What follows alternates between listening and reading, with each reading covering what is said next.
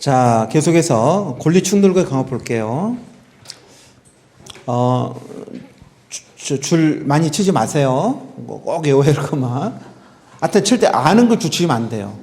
그게 저 객관식에는 철칙입니다. 아는 건 시험장 가서도 알거든요. 판례도 여러분 보실 때 보면 읽어봤는데 좀 이렇게 아는 판례들이니까 읽어보면 별 없는 거 있잖아. 그건 나중에 볼 필요 없어. 체크해내. X에도 상관없어.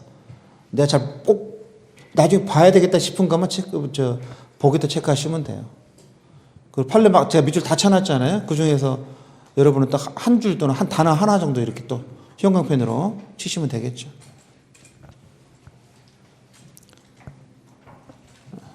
자, 권리 충돌 경합도 최근에는 시험 잘 안 나오죠? 안 나오는데 한 문제 딱 나올 때가 있거든요. 뭐가 포인트냐면 여러분 충돌은 언제 벌어지는 거죠? 첫째 줄. 동일한 객체, 수개의 권리 존재. 참 이거 교과서 이렇게 써 있는데 저는 이렇게 읽고 싶어요. 동일한 객체를 두고 수인이 권리를 주장하는 거야. 이렇게 말해야 돼. 정확한 표현이거든.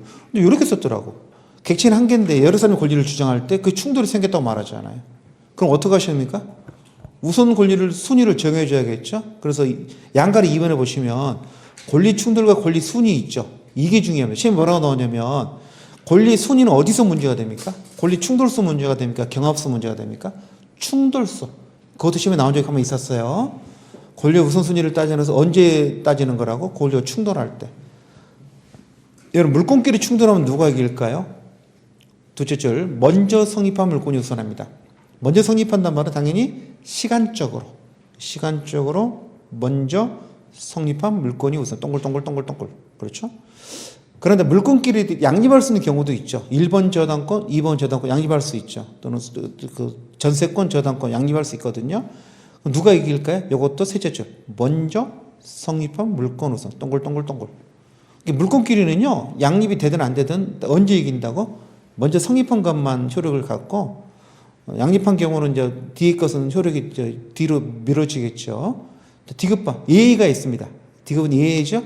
소유권과 제한물권이 부딪히면 누가 이깁니까? 누가 부자냐고 말하는 게 아니라 그 물건 누가 쓰냐는 거죠. 제한물권이 이깁니다. 왜냐하면 소유권자가 돈 받고 지사권 설정이 됐으면 물건 누가 써야 됩니까? 지사권자가 써야지. 그래서 성질상 누가 이긴다? 제한물권이 우선하다. 이게 시험에 여러 번 나왔어. 이렇게 나오겠죠? 소유권과 제한물권이 병존하는 경우에 소유권이 제한물권이 우선한다. 거짓말입니다. 제한물권이 우선합니다. 밑줄 치시려고 그러면 제한물권 우선 이렇게 써놓으면 되겠죠. 물권 채권 부딪히면 원칙으로 누가 이긴다 그랬습니까? 물권이 이깁니다. 물권은 지배권이고 채권은 대인권이기 때문에 당연히 물권이 우선하죠. 예외적으로 채권이 우선하는 경우도 있는데 내비두고 그 주임법 같은 거 소액임차인 같은 경우는 채권이 우선하잖아요. 그런 예의들 가족부 계약부 송파하시고요. 자, 3번 별표 치실래요? 1, 2번은 별로 문제가 안 되고요. 3번이 좀 헷갈려. 자, 물어볼게요. 채무자 한 사람한테요. 채권자가 여러 명이 있어요. 그럼 누가 이기는 거죠? 이 채권자들이 담보가 없다는 거죠. 이게 담보가 있으면 그 사람들 물권자가 되는 거 아닙니까? 그럼 물권처럼 먼저 성립한 물권이 우선할 텐데 담보가 없어요. 예를 들어서 자, 이 사람이 채무자인데요. 빚을 잔뜩 졌죠. 그래서 여기도 뭐 이렇게 A도 빚도 있다는 거죠. 얘는 만기가 2017년이고 얘는 만기가 2019년이고 얘는 만기가 2021년이고 얘는 만기가 2023년이야. 그러니까 벌써 얘는 6년째, 7년째 못 갖고 있는 거죠. 두 원을. 똑같이 1억씩이라 그럽시다. 그러면 여러분이 채무자라 그러면 채무자는 돈을 누구한테 갚아줍니까? 이 사람들 다 이거 은행에서 신용으로 돈을 꽂아가지고 담보를 잡지 못했어. 그럼 다 채권자들이죠. 누가 이기는 겁니까? 먼저 선입한 채권자가 우선합니까? 그런 거 없어요. 채권은 우선순위가 없기 때문에 두 사람들 네 개 다 동순입니다. 그럼 누가 먼저 우선하는 거 돈을 받아낼 수 있죠? 먼저 받아간 사람이 받아가면 돼. 그걸 우리가 무슨 원칙으로 선행주의라고 그래. 먼저 행동하는 사람이. 그래서 어디에 나왔냐면은 거기 밑에서 두째 줄 봐볼까요? 그 밖의 경우는 동그라미 선행주의 보이세요? 선행주의는 시간적으로 먼저 성립한 그게 아닙니다. 시간적으로 먼저 성립한 건 선행주의가 아니지. 선행 먼저 행동한 사람이 이긴다는 거야. 그래서 선행주의 동그라미 먼저 변제받는 자가 만족을 얻습니다. 거꾸로 채무자 입장에서도 아무데나 갚으면 되는 거죠. 채무자가 얘한테 갚겠다. 뭐 얘들은 막 방방 뜬다. 어쩔 수 없는 거야. 얘도 갚을 수도 있는 거지. 그렇죠? 아니, 얘가 먼저 가서 받아낼 수도 있는 거고. 그런데 선행주의가 안 되는 게 있어. 그게 어디냐면, 첫째 줄 다시 오실래요? 동일한 채무자에 대해서 수기 채권이 충돌할 때는 채권 성립선을 문제되지 않으면, 자, 동그라미. 그 채권자 평등원칙이라 그래요. 채권자 평등원칙에 따라서 어느 채권자도 우선 변제받지 못하는 것이 원칙이에요. 방금 먼저 받아가면 된다 그랬는데 그게 선행주의인데, 원칙은 두 가지야. 선행주의하고 채권자 평등주의 두 가지가 있는 거야. 근데 이 채권자 평등주의를 우리가 원칙이라고 그러죠. 평등주의가. 그럼 평등주의를 어떻게 하라는 소리입니까? 셋째 줄 끝에 파산 밑줄. 그 다음에 한 줄 밑에 배당 참가 밑줄. 여러분, 파산하거나 배당에 참가할 때는 어떻게 나눠줍니까? 이 사람들이 얘가 파산하잖아요? 나자빠지면은 파산 관제인이 얘 채권자들을 다 이렇게 파산 재단에 가입을 시키잖아. 그래가지고 어떻게 나눠줍니까, 여러분? 오랫동안 기다리다 먼저 줍니까? 그런 거 없어. 이거 있잖아. 이 채권액에 따라서 나눠주는 거. 예를 들어서 얘 자산이 얼마다? 2억이래. 근데 채권 빚이 얼마입니까? 4억이죠. 그렇잖아, 지금. 재산은 2억인데 빚이 4억이잖아요. 그것도 1대1이네. 그럼 어떻게 나눠가겠어?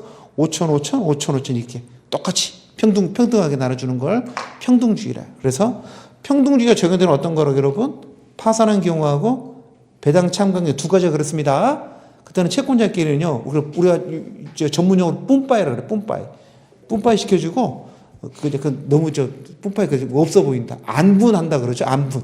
경명어선 안분한다 그러고, 우리말로는 뿜빠이 한다 그러고, 그렇게 나눠주는 거죠. 안분이 뭐냐면 여러분, 채권에게 비례해서 나눠준다는 소리야. 채권에 근데 채권이 똑같으니까 채권이 다를 수도 있잖아. 근데 비례해서 나눠주는 걸 안분한다 그러거든. 비례해서 나눠주는 걸 안분 배당한다 그러죠.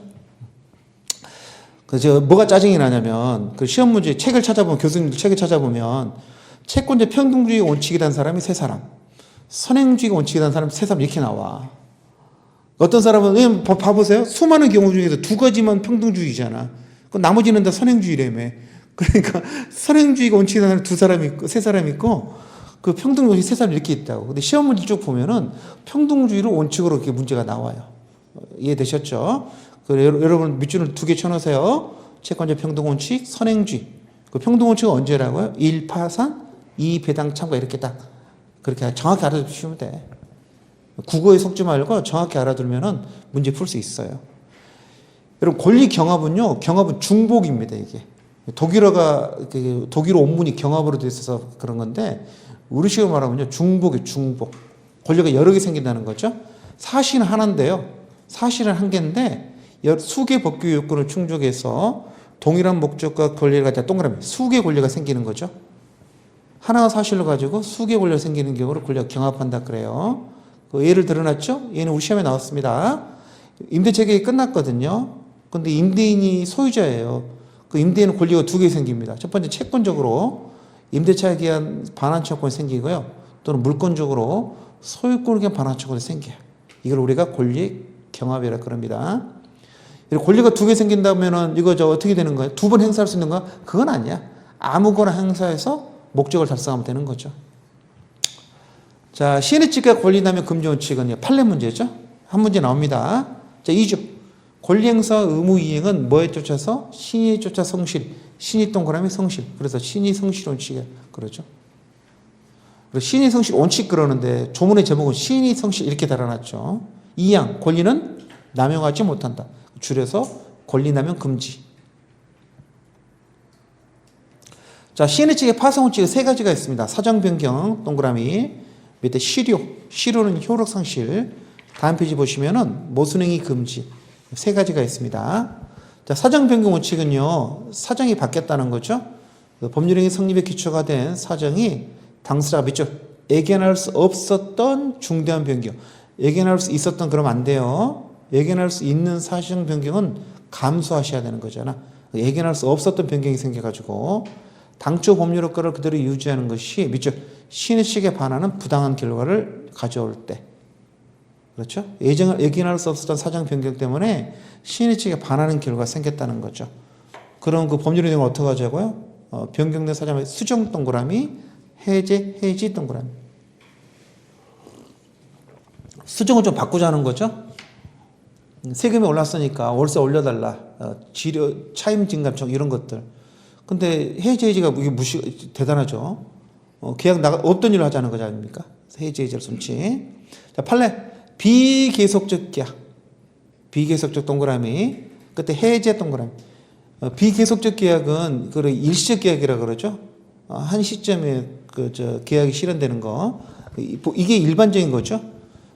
종래 사정 변경 원리를 내세워서 매매 계약을 해지할 수가 생기지 않는다. 종래 부정. 종래는 그런 거 없다 그랬어요. 대부분이 사정 변경 원칙에 의한 계약에 인정하지 않았습니다. 종래는 부정하다가 최근 동그라미. 최근에는요. 제주도에서 계약 해제가 인정 동그라미. 그래서 네 글자입니다. 종래 부정, 최근 인정. 바뀌었습니다.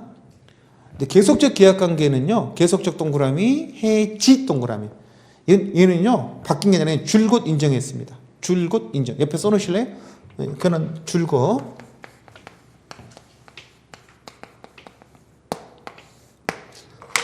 해제는 종래 부정, 최근 인정. 해지는 줄곧 인정. 얘도 써놨죠. 회사 임원의 주의에 있기 때문에 회사 요구로 부득이 회사 제3자 사이에서 계속적 동그라미 거래로 인한 회사 채무에 대해서 보증인이 된 자가 보증들 계속적 보증이라 그럽니다. 계속적 보증이라 그래요. 그 회사로부터 퇴사가 사정 변경이죠. 동그라미. 퇴사. 임원의 지위를 떠난 때에는 보증계약 성립 당시 사정에 현저한 변경이 생긴 경우죠. 그래서 뭐 할 수 있다? 해지할 수 있다. 이건 한 번도 바뀐 적 없어. 옛날부터 줄곧 인정. 여러분 이제 월급쟁이 비위를 생각하면 이해할 수 있다 그랬잖아. 회사 다니면서 이사 좀 달았는데 사장이 부르더니 보증 좀 쓰래. 회사가 돈 꾸는데. 그럼 보증 써야 돼 안 써야 돼? 보증 안 쓰면 잘리죠. 보증 김이사 이거 충성심이 없어 그래가지고 연장 안 될 거 아니야. 이사는 보통 여러분 올라가잖아. 그럼 3년이야. 파리 목숨이야. 3년 지나면은 재선임 안 되면 잘리거든. 그러니까 내가 보증을 섰다니까. 근데 어쩌겠어? 그래서 잘렸어. 퇴사. 그럼 그 전에 보증 쓴 거 어떻게 하셔야 돼? 해야지. 내가 좀 회사 다닐 때야 회장님이 좀 회사 그만두면 그 이씨잖아, 이씨. 그래서 해지할 수 있다. 그렇죠. 판사들도 다 월급쟁이다 보니까 이건 다 인정을 했습니다. 자, 실효능 원칙, 실효는 효력상실이죠. 요건은 두 가지입니다. 첫 번째는요.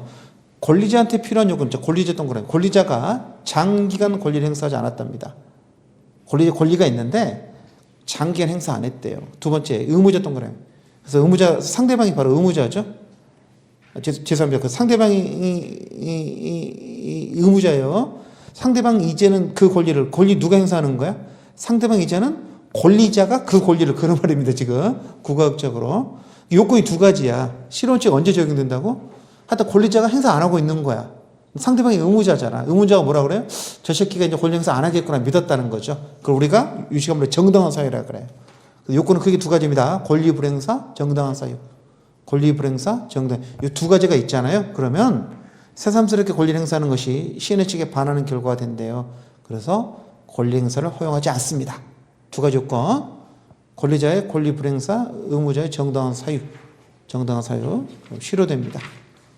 자, 모순행위 금지 원칙이 이게 제일 판례가 많은데요. 모순행위는 전했던 말과 모순된 행동을 금지한다는 거죠. 그래서 금반언이라고. 전했던 말, 전했던 말에 반대되는 금지한다 그래가지고 미국서는 독일서는 모순행위 금지, 영미법상 금반언이라고 그러죠. 그래서 모순행위 금지 원칙이란 선행행위와 모순되는 후행 효력을 인정하게 되면은 선행행위로 말미암아 야기된 신뢰를 부당하게 침해하기 때문에 후행 효력을 제한하는 원칙입니다. 이 제목은 안 중요해요. 그래서 사실 세 가지가 있는데 보충 프린트 판례를 좀 보겠습니다. 일단 판례로 외워야겠죠. 자, 2페이지 6번부터 쭉 있어요. 2페이지 6번부터 보시면 자, 5번부터 볼게요. 숙박업자 있죠. 신의책, 이건 사실모보다 좀 더 우위에 신의책에 관한 판례인데요. 자, 숙박업자 동그라미 쳐볼래요. 숙박업자는 여관 주인 아저씨. 통상 임대차처럼 단순히 여관의 객실 및 관련 시설을 제공해서 고객으로 하여금 이를 사용 수익하게 할 의무를 부담하는 한 걸음 나아가 플러스죠? 그것만 하면 되는 게 아니라, 자, 형광펜. 고객에게 위험이 없는 안전하고 편안한 객실 및 관련 시설을 제공함으로써, 자, 여기 동그라미, 고객 안전 배려 의무. 이걸 우리가 안전 배려 의무라 그래. 보호 의무 일종이거든요. 고객의 안전을 배려하는 안전 배려 의무라 그래요. 그 보호 의무를 부담한대. 보호 의무가 여러 가지가 있는데 이걸 우리가 안전 배려 보호 의무라 그래요. 그리고 보호 의무는 근거가 어디입니까? 한준입니다. 시행령칙상 인정된대. 법에는 안 써 있거든. 법에는 여관 주인 아저씨가 고객의 안전을 배려할 의무가 있다. 그런 거 안 써 있거든요. 안 써 있어도 시행령칙상 인정합니다. 그래서 만약에 꺽쇠 열고 숙박업자가 이를 위반해가지고 고객이나 생명신체를 침해해서 손을 입혔잖아요. 그럼 중요한 거 뭐 한다고 여러분? 불안전 해결했는데 제대로 못했다는 거 아닙니까? 불안전 이행으로 인한 채무불이행책을 부담합니다. 불법행위 아니에요. 채무불이행책. 이게 포인트야. 보통 이렇게 여관에서 밤에 강도를 당한 거야. 강도 당하고 내려가면 카운터 아저씨 자고 있는 거야. 여관에 누가 무단 침입했는데 그거 밑에 카운터에서 거르지를 못한 거지. 요즘에 무인 모텔 많죠. 그거 굉장히 좀 위험하지 않나? 무인 모텔이잖아. 카운터가 없어. 카운터가 없어가지고 이렇게 눌러가지고 열쇠 나오잖아. 그래서 올라가는 거야. 카운터가 없다니까. 그러다 보니까 어떻게 되는 거죠, 여러분? 다른 사람이 따라 들어올 때가 있어. 이렇게 그러다가 당했다니까. 열받잖아. 내려 자고 앉았고. 그때 뭐 한다고? 채무불이행책을 물을 수 있다는 거야. 채무불이행책 책임을 뭐 위반으로? 안전 배려 의무 위반으로.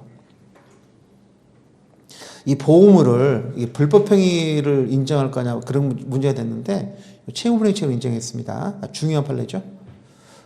6번도 비슷한 거죠. 어떤 사안이죠? 환자가 병원 입원 동그라미 입원 환자입니다. 입원 환자. 통원 치료하는 게 아니라 입원 치료하는 환자입니다. 환자 동그라미 입원 동그라미. 글쎄 병원은 진료만 잘하면 되는 게 아니라 환자에 대한 숙식 제공을 비롯해서 간호보호 등 입원에 따른 포괄적 책임을 지는 것이 많죠. 그래서 병원은 병실의 출입자를 통제 감독하든가 그것이 불가능하다면 최소한 입원 환자에게 휴대폰을 안전하게 보관할 수 있는 시정장치는 자물쇠 말합니다. 자물쇠가 있는 사물함을 제공하는 등으로 입원 환자의 휴대폰에 도난 방지 적절한 조치를 강구할 의무가 있대요. 근거는 뭐라고? 신의치. 그래서 병원에서 병실 털리면 병원을 상대로 여러분이 손해배상 책임을 물을 수 있다는 거야. 그래서 요즘은 굉장히 병원 지금 엄격하죠. 면회도 잘 안 시켜주고. 그 다음 7번은요. 이건 워낙 유명한 판례죠. 부동산 거래했을 때 어디까지 알려줘야 되냐 그거 아닙니까? 고지 의무, 시행령칙상 인정하는 건데 일정한 사정에 관한 고지를 받았더라면 거래를 하지 않았을 것이 명백한 경우 그때는 동그라미 시행령칙상 사전에 그와 같은 사정을 고지할 의무가 있다. 끊으세요. 자, 키워드는 고지 의무야. 고지 의무. 알려줘야 되냐는 거야. 우리 기본 강의할 때 기억나세요? 고지 의무는 원래 어디서 인정된다 그랬어? 법적 고지 의무라고 그랬잖아. 법에서 인정해야 되는데 자, 그 다음에 고지 의무 대상이 되는 것은 직접 동그라미 법령 규정. 법에서 알리라 그러면 알려야 돼요. 1. 법령 규정. 두 번째 2. 계약상 알리기로 합의한 경우 알려야 됩니다. 세 번째 관습상. 관습상은 관습법상 말합니다. 관습법상 알려야 되면 알려야 돼. 우리 판례가 관습법이라고 써야 되는데 관습상 이렇게 쓸 때가 많이 있어. 짜증이 많이 나. 왜냐면 그게 관습법을 말하는 건지 사실은 관습을 말하는 건지 그때가 좀 생각을 해봐야 되거든. 보통은 관습상은 관습법상의 줄임말입니다. 1. 법령 규정, 2. 계약상, 3. 관습, 4. 조리상. 조리상 일반원칙. 여러분 조리상 일반원칙이 어디서 많이 본 표현 같지 않아요? 그러니까 민법서는 조리라 그래. 행정법서 뭐라 그러죠? 행정법은 조리란 말 안 쓰죠. 행정법 시간에 비리원칙, 신의성실원칙, 신뢰원칙을 뭐라고 우리가? 행정법상 일반원칙이라 그러잖아. 두 개가 섞인 거지. 조리상 일반원칙. 조리입니다. 조리야 조리. 그래서 네 가지. 법령 규정, 계약, 관습, 조리상 능력들이 있다는 거지. 그 조리는요, 그 신의성실원칙을 말하는 겁니다. 여기서는 아파트 분양된 아파트 단지 인근에 쓰레기 매립장이 건설해질 사실을 분양계약자에게 고지할 신의성 의무를 부담한다 안 한다? 한다. 안 했잖아요? 그럼 처음부터 알고도 안 했으면 사기 분양이 되는 거죠. 인천에서 아파트를 지금 참 사람 대단하지 않습니까? 이게 아파트야. 이렇게 단지거든요, 여러분. 지하철이 이렇게 지나가 지하철이 새로 뚫리고 여기다 아파트를 분양하는 거야. 굉장하죠. 이 지하철이 하는데 여기 생기는데 여기다 아파트를 분양한다니까. 그럼 위치가 굉장히 좋잖아. 그리고 TV 신문을 보니까 여기는 뭐 숲으로 돼 있어. 다 숲이야. 기가 막힌 데 아닙니까? 지하철역이고 앞에는 숲이 숲세권이야. 그렇죠? 그래서 분양을 받았는데 이게 숲이 아니었어. 숲이 아니고 이게 전부 다 뭐 쓰레기 밀장 이런 거였다니까. 근데 그걸 광고할 때다 숲으로 쳐놨다니까. 그거 알려야 돼 말해야 되는 거. 쓰레기 밀입장에 들어선다는 예정이 있다 그러면 알려야 한다 그랬잖아. 법에서는 알리란 말이 없었단 말이야 그 당시에는. 그래도 뭘로 인정한다고? 법에서는 없더라도 조리상 알려야 한다는 거야. 네가 인간이라면 그 정도는 알려주셔라는 거야. 왜? 그거 알았더라면 안 들어갔을 거 아니냐는 거야. 그 얘기입니다. 그래서 법령 규정뿐만 아니라 계약상, 관습상, 조리상도 인정될 수 있다. 됐죠? 8번 별표. 좀 어려운 판례죠? 채권자가 유효한 계약상의 책임을 공평하게 이게 제대로 지금 계약이 성립했거든요. 그래서 전기세를 내야 돼요. 전기요금을 내야 되는데 공평 이념이나 신의칙을 근거로 들어가지고 제한하고 싶어 했습니다. 그것은 사적 자치 원칙이나 법적 안정성에 중대한 위협이 될 수 있죠. 한전이 처음에 전기요금을 잘못 부과해가지고 몇 억 정도 이렇게 요금을 빼먹고 탈루한 거야. 그래서 한전의 직원이 바뀌었어. 담당이 바뀌면 이렇게 보니까 지난 1년 동안 요금을 잘못 부과했다니까. 그래서 회사에 전화해가지고 잘못 부과한 거 우리가 잘못 부과했다고 미안하다고 4억을 내라 그런 거야. 그때 고등법 판사가 절반을 깎아줬어. 한꺼번에 4억 내라 어떻게 내냐고 깎아줬다니까. 대법원이 뭐라고 그래서 왜 네 맘대로 깎아주냐는 거야. 고등법에서 왜 깎아줬다고? 신의칙이나 공평원칙을 든 거야. 한꺼번에 안 내다 한꺼번에 내라면 어떡하냐고 신의칙을 들어 대법원이 왜 네 맘대로 깎아주냐는 거야. 원래 법상 잘못 냈잖아? 자기 잘못 계산하면 나중에 고칠 수 있게 돼 있다니까? 한전이 좀 실수한 거 맞지만, 법에 고칠 수 있어. 그러면은, 고쳐서 요금 나오면 내야 될 거 아니야. 근데 고등을 절반을 깎아줬다니까. 대부분이, 그러지 마. 이렇게 말하는 거야. 왜 네 마음대로, 그게 무슨 자본주의냐는 거야. 다시 읽어볼게요. 둘째 줄. 써있잖아요. 사적 자치 원칙이나 법적 안정성이나 중대한 유효이 된다 그랬잖아. 여러분, 이렇게 깎아주시면 어떻게 될까? 그다음부터? 다 깎아달라 그러지. 단돈 500원이라도 깎아달라 그럴 거 아닙니까? 이해되셨죠? 그래서 깎아주면 안 되는 거야, 이게 지금. 대법원이 깎아주지 마라 그랬어요. 그래서 채권자 한전이에요. 유효하게 성립한 계약에 따른 급부 이행을 청구하는 때 법원이 급부 일부를 감축하는 것은 원칙적으로 허용된다, 안 된다? 안 된다. 그걸 허용하기 시작하면은 법적 안정성 중대한 위협이 된다 그랬잖아요. 자본주의 그러면 안 된다는 거야. 깎아주는 것도 함부로 깎아주면 안 돼.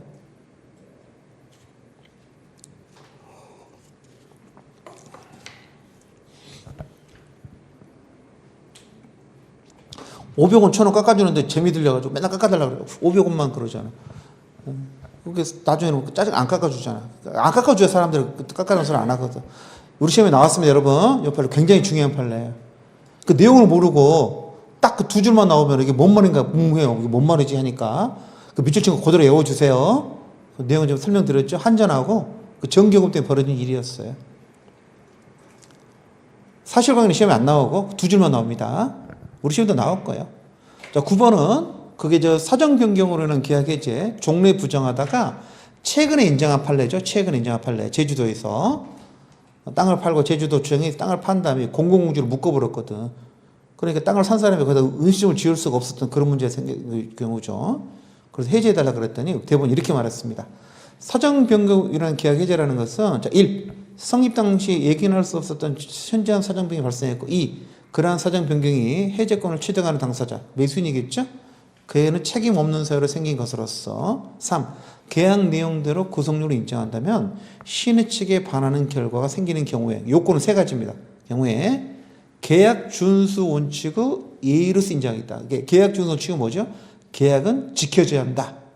그 라틴어 말이 있거든. 계약은 지켜져야 한다의 예의로서 인정한다는 거죠. 그럼 사정 변경 원칙은 계약 해제를 인정하는 거야, 부정하는 거야? 인정하는 거야. 인정된다 그랬잖아. 인정되는 것이고 인정 동그라미 인정하는 겁니다. 최근에 인정하는 걸 받겠다 그래. 이 판례입니다. 이 판례 전에는 계속 부정하다가 이 판례에서 비로소 인정을 바뀌었어요. 다만 여기서 말하는 사정은 어떤 사정이라고 여러분? 계약의 기초가 객관적 사정. 객관적 사정을 말하는 거지 일방 당사의 주관적 X, 개인적 X를 의미하는 건 아니라고 할 것이다. 그래서 판례가 뭐라고 그러냐면 메이슨이 음식점을 거기다가 경영하겠다는 것은 네 개인적 사정이라고 그랬어. 결론적으로 받아주진 않았어. 객관적 사정 변경이면 받아줄 텐데 이번 사정 이 케이스는 개인적 사정이니까 안 받아준다 그랬습니다. 그러면 받아줄 거 하나도 없어. 다 개인적 사정이야. 일 터지면은 너무 좀 심했던 판례인데요. 그렇다 그러니까 뭐. 자 10번 계속적 계약이잖아. 사정 변경 이후로 보증계약을 해지할 수 있는 것은 어떤 보증이 그런다 그랬죠? 계속적 보증. 근데 계속적 보증이라는 게 여러분 실제 거래에서는 계속적 보증이라는 건 없어. 성질이 계속적 보증이고 이름 어떻게 달고 나오냐? 거기 나오는 것처럼 포괄 금보증, 한정 금보증 이렇게 이름을 달고 나와. 이름은 금보증이라고 그래. 근저당처럼. 이게 뭐하고 똑같은 거로 여러분? 계속적 보증 일종입니다. 우리 조금 앞에서 봤던 거 있잖아. 요거랑 일종이야.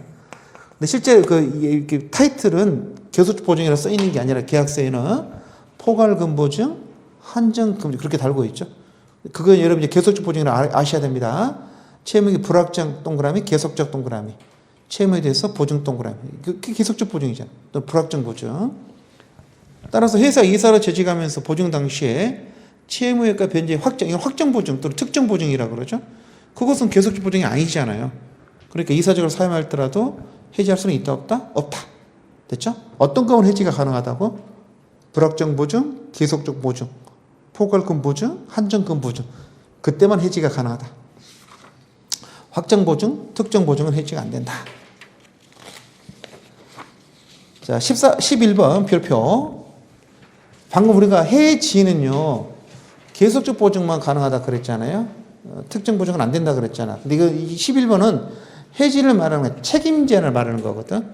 채권자와 채무자 사이에 계속적 거래 관계 생기는 불확정한 채무를 보증하는 이른바 동그라미 계속적 보증 경우뿐만 아니라 특정 채무를 보증하는 특정 채무 일반 특정 채무 보증 동그라미 두 가지 경우에 있어서 채권자 권리 행사가 시인의 측에 비추어 용납할 수 없는 성질일 것일 때에는 보증을 빨간 동그라미 책임 제한. 책임 제한은 둘 다 허용돼. 책임 제한 허용. 해지는 계속적 보증만 된다 그랬잖아. 그 책임 제한은 뭐도 된다고? 계속적 보증도 되고 일반 보증도 돼. 둘 다 됩니다. 시험에 나왔어요.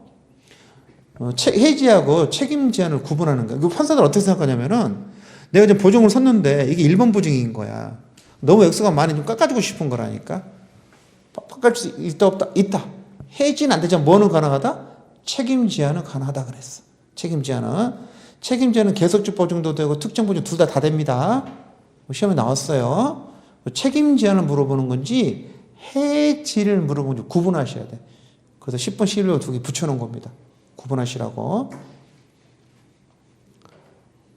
자, 12번부터는요, 이게 권리남용 근저원칙이니까요. 실효원칙이군요. 죄송합니다. 자, 여러분, 실효원칙은 요건이 두 가지라 그랬죠. 권리자가 장기간 권리 불행사, 그 다음 의무자 정당한 사유라 그랬잖아. 자, 읽어볼게요. 12번. 권리자가, 권리자 동그라미. 장기간에 걸쳐서 권리를 행사하지 아니해서 세산으로 권리를 행사하는 것이 시인의 측이 위반돼 허용되지 않다 하려면 됐죠. 자, 의무자 동그라미. 의무자인 상대방이 더 이상 권리자가 정당 권리를 행사하지 않을 것이라고 믿을 만한 정당성이 있어야 되는 것으로 끊어. 결국 요건이 몇 개 필요하다는 겁니까? 두 개 필요하다는 거야. 권리자 측면의 요건, 의무자 측면의 요건. 두 개 필요한데 이런 사안이야. 토지 소유자가요. 점유자한테 부당이득 반환 채권을 장기 행사하지 않았다는 사장 만자 동그라미. 요 밑줄친 거 있잖아. 이것은 요건 몇 개만 충족한 거죠? 한 개만 충족한 거잖아. 요건이 두 개 필요한데 이것은 장기간 권리 불행사 한 개만 있는 거잖아. 한 개만 있기 때문에 부당이득 반환 채권은 실효원칙에 따라 소멸 볼 수 있다 없다? 없다. 요건이 두 개 다 있어야 되는데 한 개만 있는 경우는 안 된다. 되셨죠? 시험 문제는 밑줄 친 것만 냅니다. 이게 뭔 말인지 정확히 알아야 돼. 한 개 요건만 있는 거니까 안 된다는 걸. 13번은요. 종전 토지 소유자가 자기 논 위로 한전에 전기줄이 지나가는데 우리 10년 넘게 권리 행사 안 했어요. 그 소유권을 취득한 사람이 3년 동안 또 안 했어. 그렇죠? 그래서 그 친구가 한전한테 전기줄 치워달라 그랬거든? 한전에서 뭐라 그러냐면은, 네 전주인이 권리행사 안 했기 때문에 그것도 감안하셔야 된다는 거야. 아니, 전주인은 전주인이고 나는 나지. 그렇죠? 얘는 몇 년간 권리행사 안 한 겁니까? 3년간 안 한 거야. 앞사람 10년 빼고. 그러면 장기간 권리불행사가 아니죠. 그래서 읽어보시면, 정전 토지 소유자가 자신의 권리를 행사하지 않았다는 사정은, 요걸 고려할까, 고려 안 합니다. 고려할지 말지, 지금 이게 쟁점입니다. 그 토지 소유권을 적법 취득한 새로운 권리자, 매수인이죠? 실효 원칙을 적용함에 있어서 고려해야 될 것은 기다 아니다? 아니다. 시험문제는 고려해야 한다 이렇게 나오잖아. 아니다 동그라. 아니다. 왜 앞사람을 나한테 뭐라 그래? 앞사람이 권리행사 안 하게 나랑 뭔 상관이 있어? 나는 3년간 안 했는데 무슨 장기가 권리 불행사입니까? 실효 안 되는 거죠? 그래서 권리가 살아있다 그랬습니다. 인지청구권은 혼외자가 친부를 찾는 권리라고 그랬잖아요. 알고 인정한다는 소리거든. 인지를 청구하는 게 내 부모라는 인정해 달라는 거죠. 이신전속적 권리고 포기도 안 됩니다. 가족을 찾는 권리니까 포기할 수가. 재산권은 포기가 되는 이런 재산권이 아니거든. 포기도 안 되고 포기했더라도 효력 발생 포기가 안 되니까 포기해봤자 무효죠. 따라서 밑줄 친 거 포기가 안 되는 이상 뭐는 적용이 안 된다? 실효분야 적용 안 된다. 여러분이 아는 모든 권리가 실효에 걸립니다. 안 걸리는 게 딱 이거 하나야. 인척권 안 걸려. 왜? 친분 관계상 권리잖아. 자식이 부모를 찾겠다는데 그게 왜 실효돼? 됐죠? 이건요, 아버지 살아계시잖아? 계속 할 수 있고요. 아버지 돌아가셔도 검사를 상대로 탈 수 있어. 2년인 거 이렇게 굉장히 긴 권리야. 그래서 아버지 살아계실 때 아버지를 안 찾았다 그래서 나중에 왜 지금 와서 찾냐? 그딴 소리 하시면 안 됩니다. 그동안 안 찾다가 지금 찾냐? 이렇게 말하면 그게 아버지가 나쁜 놈이잖아. 그래서 그런 건 안 된다. 실효는 적용 안 된다. 굉장히 중요한 판례죠. 그 다음에 15번은요, 이거 모순행위 금지죠? 사용지 해고될 당시에, 이런 판례 많죠? 퇴직금 받으면서 찍소를 안 했거든요? 이의부 없었어요. 그거는 이 사람은 뭐 한 거야? 미추칭 해고를 인정한 걸로 보는 거죠. 인정했는데, 나중에 한참 지나가지고, 5년, 판례는 두세 개 있어. 5년 지난 것도 있고, 10년 지난 것도 있는데, 다른 친구가 이게 복직이 된 거야. 그러니까 얘가 자기도 이 해고를 다투는 서류를 제기한 거죠. 허용되지 않습니다. 돈 받아갈 때는 언제 지금 딴소리 하냐는 거죠. 이거 근본 원칙이라 그래. 근본 원칙에 따라서 허용될 수 없다. 됐죠? 근데 꼭 판례는요, 시인의 측에는 근본 원칙 하나만 쓰면 되는데 꼭 둘 다 쓰죠. 근본 원칙은 시인의 측의 파생 원칙이니까 하나만 써도 되잖아요. 근데 꼭 말버릇처럼 둘 다 씁니다. 16번.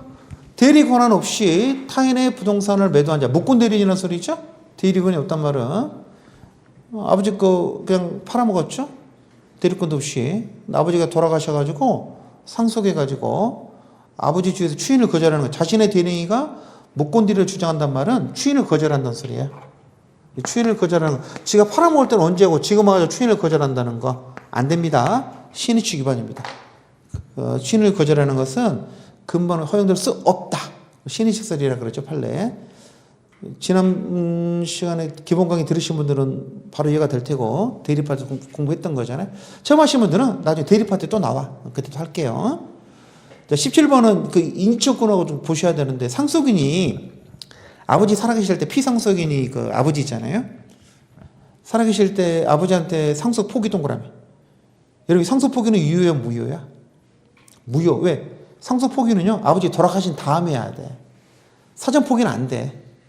만약 이게 된다 그러면 된다면 어떻게 할 것 같아요? 여러분? 내가 아버지야. 나는 막내가 이뻐. 첫째, 둘째 새끼 하나도 안 이뻐. 막내가 이뻐. 그러면 불러다 상속 포기시킬 거 아니야. 상속 포기 그럼 그 말이 안 되는 거지. 그래서 우리 법에 뭐라고 돼 있다고? 피상속인 사망이 돼야 상속 포기 가능합니다. 그러면 지금은 피상속인 생존시 상속을 포기한 거니까 상속 포기는 무효입니다. 그 말은 무슨 말이에요? 상속을 포기한 적이 없다는 소리야. 이게 무효이기 때문에. 나중에 상속이 개시된 다음에 민법이 정하는 절차에 따라서 상속 포기를 안 했대. 상속 포기는 상속 개시 후에 하라 그랬잖아요. 근데 그때는 안 했대. 그럼 상속 포기 안 한 거잖아요. 그리고 자기 상속권 주장했어. 모순행위가 아니죠? 모순된 게 아니잖아. 상속 포기 안 했는데 뭐. 그래서 상속 개시 후에 상속권 주장하는 것은 권리 남용도 아니고 신의 측에 반하는 권리 행사도 아닙니다. 한마디로 무슨 말이죠? 허용이 되는 거야. 아버지랑 트러블 생겨가지고 아버지가 상속 포기 각서 사인하라고 하면 사인해야 한다 말해야 한다? 공증까지 서주세요. 공증까지. 사인 대신 공증까지 서줘. 아버지 재산 절대 노리지 않는다고 써줘. 일체의 재산을 상속받기를 포기하고 아버지 3대자 써줘. 그리고 아버지 돌아가시면 주장하시면 돼. 내몽 대달라고. 유명한 판례입니다. 잘 알아두세요. 대법원 판례까지 나왔잖아요. 상속인들 싸움 난 거죠. 자, 18번, 19번 별표 2개 굉장히 중요하죠. 자, 18번 원칙. 18번 원칙이죠. 19번이 최근 나온 판례잖아요. 강행법규 위반해가지고 증권 투자 수익보장 약정입니다. 증권거래법에서 못하도록 되어 있습니다. 무효입니다. 증권 거래할 때 수익이 보장되잖아. 누구라도 할 거 아니에요. 증권은 은행 예금이 아닙니다. 그래서 보장이 무효거든요. 이게 투자신탁회사가 고객한테 먼저 제의한 거야. 고객이 해달라고 한 게 아니라 회사가 해준다 그런 거거든. 나중에 이제 일 터지니까 회사가 못 해주겠다 한 거죠. 강행법규를 위반한 투자신탁 스스로가 무효 주장하는 거 신의 측에 반한다 반하지 않는다? 반하지 않는다. 왜 그렇다 그랬어요 여러분? 누가 더 세다 그랬어? 강행법규 신의 측하고 지금? 신의 측이 굉장히 센 건데 신의 측이 지는 게 두 가지 있다니. 강행법규도 세다니까. 강행법규 신의 측이 세기 때문에 강행법규 싸움에서 이게 무효거든? 그러면 신의 측을 주장해서 유효로 만들 수 없어. 그럼 이게 원칙이야. 이게 원칙입니다. 그런데 최근에 여러분 이게 예의가 나왔어. 무슨 말이야? 강행법규하고 신의 측이 있는데 신의 측이 센 경우가 나왔어. 이게 예의입니다. 이해되셨죠? 그동안 원칙만 있어가지고 사람들이 법을 위반해서 무효면은 신의 적용을 전혀 안 해줬거든 우리 대법원이. 그러니까 여러분 생각해봐. 이 투자신탁에서 나쁜 놈들이죠. 지들이 고개 꼬시려고 수익보장 해줬다가 나중에 일 터지게 뭐라 그래요? 법에서 못 해주니까 못 해준다 이렇게 말하고 있는 거잖아. 나쁜 놈들이잖아. 근데 판례가 괜찮대. 그래도 법에서 못 해주고 막았으면 못 해주는 거니까 투자신탁에서 나쁜 놈이라 할지라도 신의 위반 아니라는 거야. 그래서 19번에서 말을 바꿉니다. 자, 읽어볼게요. 강행법규를 위반한 법률행위를 한 사람이 스스로 무효를 주장하는 것은 신의 측이 위배된다고 할 수 없다. 이게 원칙 동안 이게 원칙이라고 그랬죠? 누가 세다는 거야? 강행법규가 더 세다는 게 원칙이라 써놔. 원칙이라 그랬죠. 다만 신의 측을 적용하기 위한 요건을 갖췄고, 자, 꺽 세우고 강행 규정성에도 불구하고 신의 측을 우선 적용해야 할 만한 특별한 사정 무슨 경우? 이게 예의야. 누가 세다는 거야? 신의 측이 세다는 거야. 법이 있음에도 불구하고 그 위반한 놈이 진짜 나쁜 놈이었나 봐. 욕 나올 정도로 나쁜 놈이었나 봐. 그게 예의적 경우야. 이게 예의입니다. 원칙과 예의를 헷갈리시면 안 돼요. 이런 예의적 경우에는 강행 규정을 위반한 법률 행위를 무효를 주장하는 게 뭐? 신의 측에 위배될 수 있다. 누가 세다는 거야? 신의 측이 세다는 거야. 신의 측. 여기까지 되셨어요? 제가 말씀드렸어요. 기본에 이런 말씀 드렸어. 이게 노무서시에 뭐라고 나오냐면 여기 판례 중에서 끝에 있잖아. 끝에 마지막 줄 있잖아. 강행 규정이 위반한 법률행위 무효를 주장하는 것이 신의 측에 위배될 수 있다. 이걸 지문으로 낸 거야. 시험 문제에서. 그럼 맞는 질문이야? 틀린 질문이야? 강행 규정이 위반한 법률행위 무효를 주장하는 것이 신의 측에 위배될 수 이렇게 나왔다니까? 맞는 질문 틀린 질문이야? 맞지. 이제 판례 그대로 냈잖아. 시험 문제. 이게 나온 거라 시험에 나왔다니까. 그 문제 낸 사람은요. 이걸 맞는 질문으로 낸 거야. 원래는 위반 안 하는데 예의적 위반할 수 있는 경우도 있다고 낸 거잖아. 지금. 근데 이제 이의제기가 들어왔어. 원칙은 뭐라 그랬어? 원칙은 신의 측 위반이 아니라 그랬잖아. 그러니까 원칙 예의가 있으니까 이렇게 쓰면 안 된다고 주장한 거야. 그래서 결국 이 복수정답 인정이 됐어. 시험 문제. 출제원이 알았어. 내가 잘못 인정했는데 그건 인정해주면 안 되는 거야. 왜? 판례 문장을 잘라갖고 냈는데 그걸 틀렸다면 어떻게 해 그걸. 근데 그냥 봐줘버렸어요. 인정해줘버렸어. 잘 알아주세요. 19번 판례. 뭐가 원칙이고 뭐가 아닌지를 꼭 정확히 기억하셔야 돼. 누가 세다고? 강행 규정이 센 게 원칙이야. 그 말은 무슨 말이야? 강행 규정 위반 무효 주장은 신의 측 위반이 아니라는 거야. 단 예의적인 어떤 경우? 그 예의적인 경우에는 강행 규정을 위반한 무효 주장은 신의 측에 반할 수 있다는 거야. 나눠가지고 정확하게 우리 시험 나올 수도 있으니까 봐두시고. 자, 20번은 여러분 우리 취득시효는 시험범위 아닌데 취득시효는 소명시효나 똑같습니다. 법률관계는 기본적으로. 그래서 취득시효 완성이 됐거든요. 그럼 권리를 취득했는데 그걸 모르고 동그라미 모르고 내가 어떤 권리 주장도 안 한다고 그 소유자한테 각서를 써준 거야. 이게 참 재밌어. 이런 거잖아, 지금. 시골 땅이 이렇게 있는데, 이게 앞사람 땅이고, 뒷사람 땅이었거든요. 이 사람이 지금 이만큼을 깔고 들어간 거였어, 앞사람이. 이 땅은 원래 을 땅이었는데, 갑이 옛날에 집을 짓다 보니까 이렇게 깔고 들어갔다니까. 이해가 됐죠? 근데 내가 이렇게 깔고 들어갔단 말이야. 근데 이게 취득시 완성이 됐어. 20년 지났거든? 그 얘가 모르고 있었던 거야. 모르고 있으니까 얘가 연락 와서 얘가 뭐라 그러냐면, 가만히 와가지고 뭐라 그러냐면, 야, 너그 땅이랑 우리 땅이 좀 경계가 좀 이상한 것 같은데, 혹시 나중에 이게 측량해가지고 네가 우리 땅을 좀 차고 들어와서 이게 취득시 완성이 되더라도 너는 어떤 권리도 행사하지 않겠다고 좀 각서냐 써줄래 그런 거야. 갑이 써줬어. 왜? 자기 이런 줄 모르고, 그러면 내가 땅을 침범하면 안 되지. 그래서 써줬다니까? 써준 다음에 뭐 했다고? 측량해보니까 이만큼을 내가 물고 들어간 거야. 조카한테 물어봤더니 그 취득시 된다는 거야. 그럼 지금 내가 을을 찾아가서 지난번에 써준 각서를 무효하고 취득시를 주장하는 것은 신의 반할까 반하지 않을까? 판례가 반하지 않는다 그랬어. 그래서 읽어보시면 취득시 완성한 다음에 그 사실을 모르고 신의시에 반한다 그랬죠. 모르고 당의 토지에 대해서 어떤 걸 주장해서 각서를 써준다 하더라도 이에 반해서 시효주 하나서 뭐에 반한다? 신의시 위반이래. 허용되지 않는데. 이 판례는 진짜 이상한 판례야. 왜 이상하냐면 잘 보세요. 우리가 어떤 권리 주장도 안 한다는 것은 시효익의 포기거든. 우리 민총 마지막 시간에 시효익 포기는 어떻게 포기하라 그랬어? 모르고 포기하는 거야? 알고 포기하는 거야? 알고 포기라 그랬잖아. 그럼 얘는 이제 알고 포기해서 모르고 포기했어? 모르고 포기했으니까 시효를 포기한 게 아니라고. 그럼 나중에 권리 주장할 수 있어야 되는 거잖아. 그게 법적으로 맞는 거라고. 근데 대부분이 그게 싫었던 거야. 그게 그렇게 싫었던 거라고. 그게 뭐라 그래? 포기는 모르겠고, 하여튼 왜 안 된다? 신의치 위반해서 안 된대. 이 갑을 도와주기 싫었던 거예요. 조심하세요. 그래서 외우셔야 돼. 우리 상식에 좀 어긋난 판례입니다. 모르고 포기하더라도, 모르고 권리주장 않겠다 하더라도 나중에 알고 나서 시효주장하는 것은 신의치 위반으로 봅니다. 허용 안 해줍니다.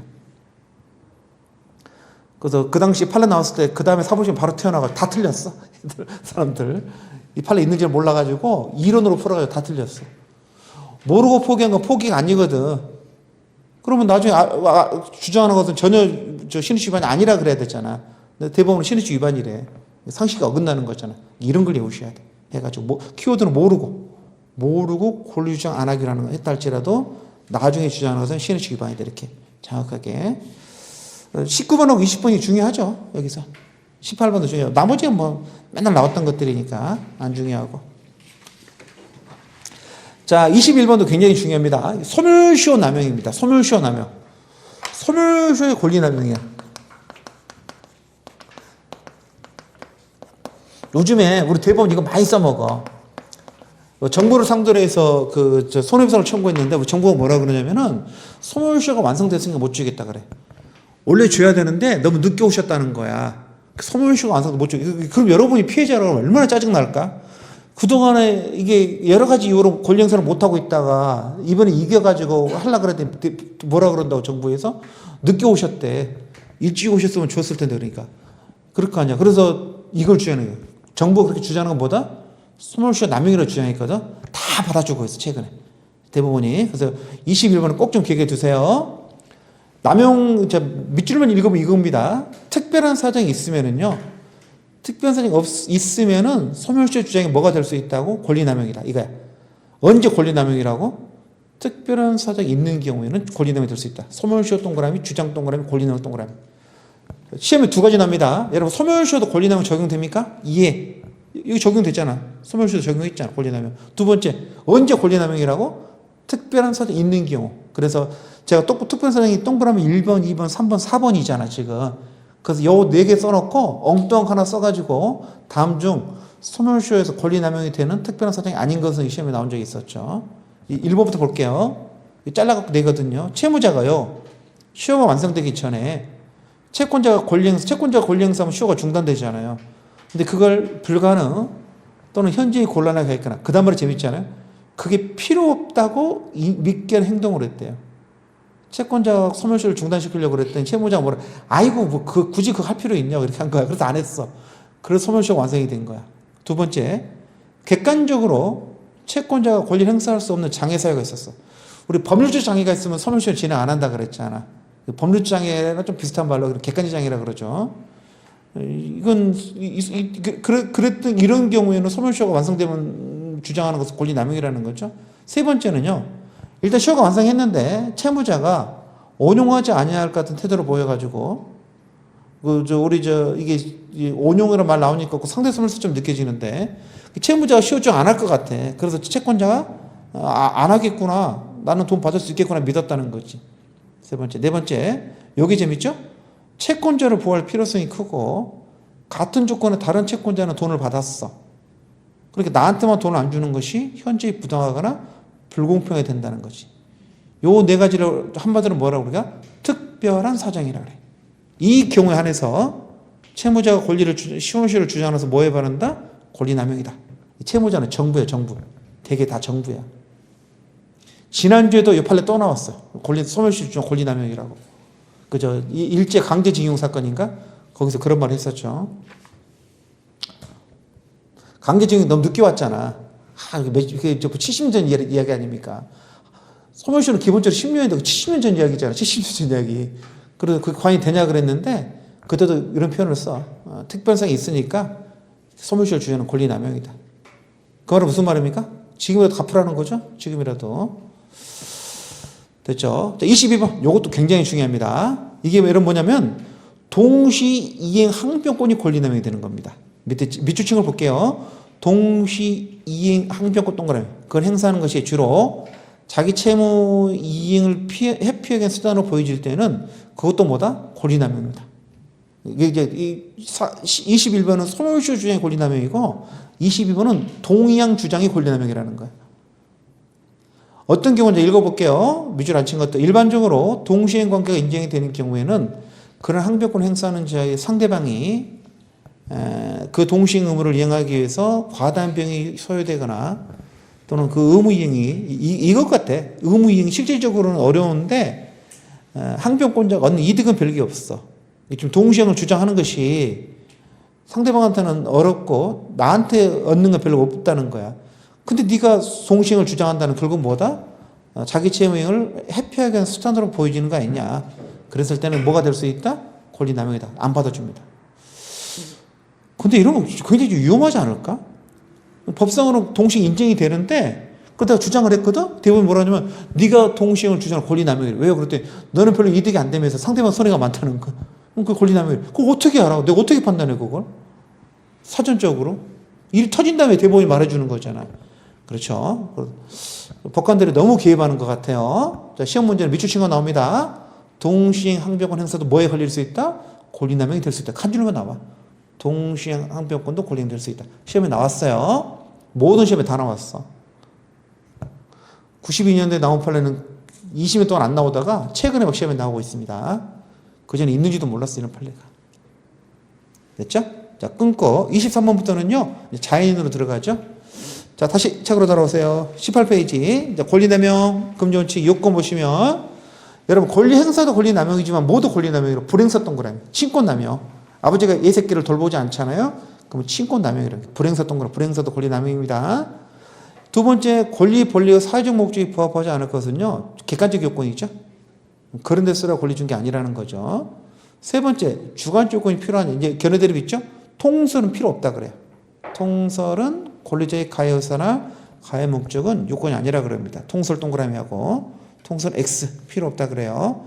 판례는 필요하다 그럽니다. 판례 동그라미 O. 판례는 객관적 요건, 주관적 둘 다 필요하다 그럽니다. 다만 완화시켜 주기도 합니다. 완화시켜 주기도. 밑에 판례 굉장히 중요한 판례죠. 권리행사가 권리남용에 해당한다고 할 수 있으려면 주관적으로 동그라미 권리행사 목적이 오직 상대방에게 고통을 주고 손해를 입히려는 데 있을 뿐 행사하는 사람에게 아무런 이익이 없는 경우. 이걸 네 글자는 뭐라 그래? 가해 의사, 가해 목적이라 그래. 여러분, 나한테는 이익이 되는 게 없는데 내가 권리 행사하는 게 나한테 이익이 안 된다니까? 근데 상대방 엿먹이려고. 그걸 가해 의사 또는 가해 목적이라 그래. 주관적 요건이죠? 그게 있어야 된다는 거야. 그게 있어야 되는 겁니다. 객관적 동그라미. 객관적으로는 권리 행사가 사실수 위반된다. 그래서 우리 판례는요, 주관적 요건, 객관적 요건 둘 다 필요하다고 봅니다. 우리 통설은 주관적인 필요 없다 그러거든. 판례는 둘 다 필요하다 그래요. 다만 이와 같은 경우 해당하지 않는 한, 두 가지 조건에 해당하지 않는 한 비록 권리 행사에 의해서 행사자가 얻는 이득보다 상대방 일을 손해가 현저히 크다. 그 정도 갖고는 권리남용으로 보지 않습니다. 더 심해야 된다는 거예요. 조금 크다 갖고는 안 돼. 조금 크다. 아무런 이익이 없는 게, 둘째째 나왔잖아. 아무런 이익이 없는 경우가 있다니까. 오로지 상대에 엿먹이려고 그렇게 하는 게 권리남용이고, 조금 크다 갖고는 권리남용 아닙니다. 권리 아니고.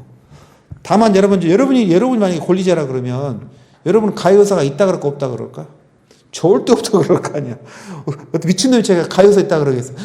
판사님, 저는 진짜 쟤를 해치려고 그런 게 아닙니다. 저한테는 이 땅이 너무 소중해. 이렇게 말할 거 아닙니까? 그래서 판례가 또 완화시켜줍니다. 다만 이런 주관적 요건은 가해의사, 가해 목적은 권리자의 정당한 이익을 결여한 권리행사라 보여지는 밑줄 객관적 사정에 추인할 수. 추인은 추정이에요.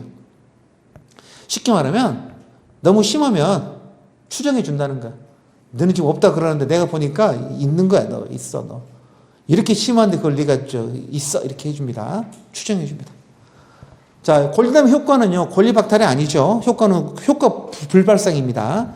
효과가 발생하지 않는다. 그게 효과 불발생이라 그래. 첫째 줄 권리남용에 해당하면 효과가 안 생깁니다. 다만 단서 있죠. 그러나 원칙적으로 권리 자체 박탈되는 건 아니고, 자, 예의적으로 권리 박탈을 언제 만난다고? 명문의 규정. 예. 권리 박탈은 예입니다. 딱 하나 있어요. 그게 뭐죠? 친권, 상실 선고. 아버지 노릇 못 하잖아요? 그러면 아버지 친권을 상실시켜 버립니다. 친권 상실 선고. 친권 박탈. 이런 거죠. 됐죠? 예. 자, 다음 페이지 넘어가셔가지고 권리 추출로 가볼게요. 22페이지부터. 좀 쉬었다가 하겠습니다.